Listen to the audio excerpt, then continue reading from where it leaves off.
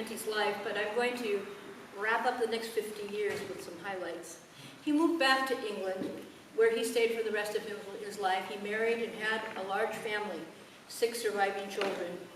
He was no longer able to support himself and his family, his growing family, with just concerts. So he dedicated himself. He was a very, very smart person, very handy with being able to work with his hands.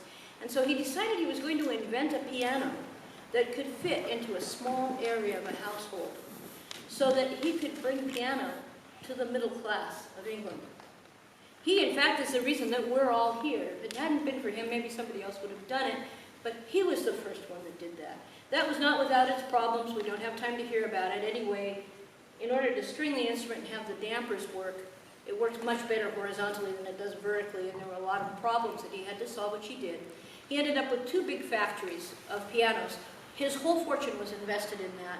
He marketed it by making piano methods so that teachers like myself and others could teach people, beginners, all the way up to the advanced skill levels.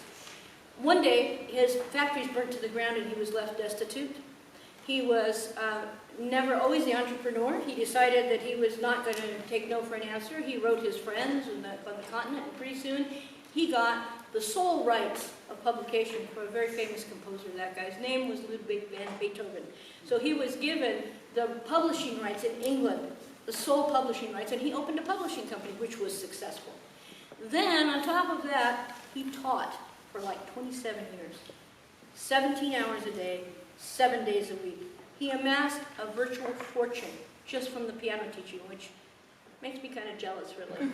If you add up if you convert it into today's money, I think that there's something awry there, but this is what they said. He amassed over $20 million from his piano teaching, from 27 years, 17 hours a day. He taught night and day. He charged the top rates for it. In fact, he was once asked by the royal family, we're talking the royal family, the king and the queen of England, right, and their children and nieces and nephews. He refused them because they wouldn't pay him enough. Okay?